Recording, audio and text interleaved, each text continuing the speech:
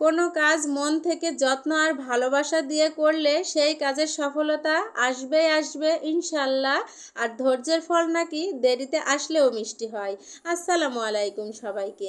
তো আজকে আমি চলে এসেছি ছাদে। তো কোনো কিছুই ভালো লাগতেছিল না, কারণ আমি একটু সিক, এতটাই সিক ছিলাম যে আমার ভিডিও বানাতেও ইচ্ছা করতেছিল না। তারপরে মনে হলো আমার শখের ছাদ বাগানটা আপনাদের সঙ্গে শেয়ার করি, আর কিছু কথা বলি। আর এই যে দেখতে পাচ্ছেন আমি ছাদ বাগানে চলে এসেছি। আর এই যে দেখতে পাচ্ছেন এখানে একটা মেহেদি গাছ। আর এই মেহেদি গাছটা কিন্তু আমার পুরনো একটা গাছ, গত 1 বছর হয়ে গিয়েছে গাছটার বয়স। আর এই যে দেখুন, কয়েকদিন আগে আমি কিন্তু এখান থেকে পাতা ছিঁড়িয়েছিলাম হাতে দেওয়ার জন্য। তো আমার মেয়েকে দিয়েছিলাম, অনেক লাল হয়েছিল এই গাছের পাতা। আর এই গাছটা দেখুন আবার অনেক আশিকুশি ছেড়েছে। তো যত পাতা ছেঁড়া যায় তত নাকি মেহেদি গাছে পাতা আবার কুশি ছাড়ে। যাই হোক, মাশাল্লাহ অনেক পাতা হয়েছে। আর এইদিকে এই টবে দিয়েছিলাম একটা পেঁপে গাছ, তো পেঁপে গাছটা মরে গিয়েছে, ওইটা হয়নি। আর এইদিকে দিয়েছি এই যে এই টবটা আসলে ভেঙে গিয়েছে, এই কারণে ফুল গাছ ছিল এখানে মরে গিয়েছিল।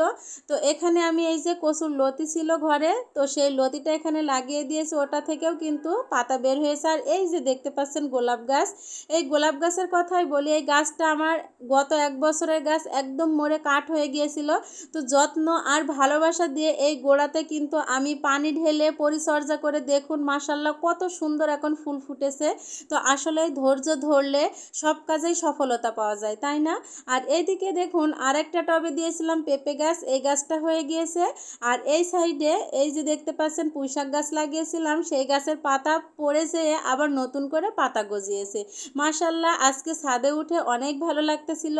আর এখানে এই বেগুন গাছের কথা কি বলবো, এই বেগুন গাছটা যতবার লাগিয়েছি আমার ছোট মেয়ে তানহা বাবু ততবার তুলে ফেলেছিল।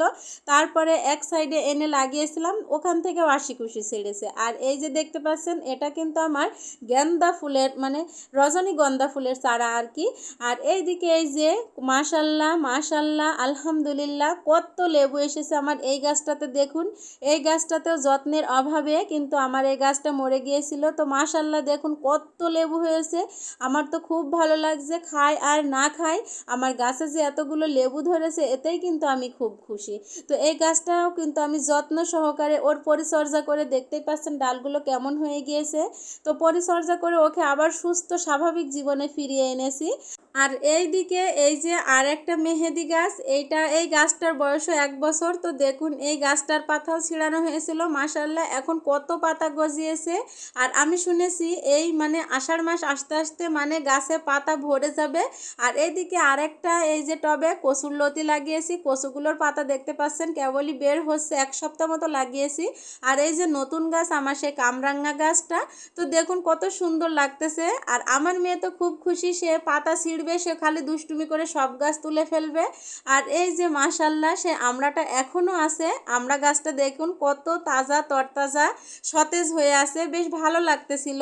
এতটাই অসুস্থ ছিলাম, ভাবতে পারিনি ছাদ বাগানের এই ছোট ছোট গাছগুলো দেখে আমার মনটা সত্যিই ভালো হয়ে যাবে।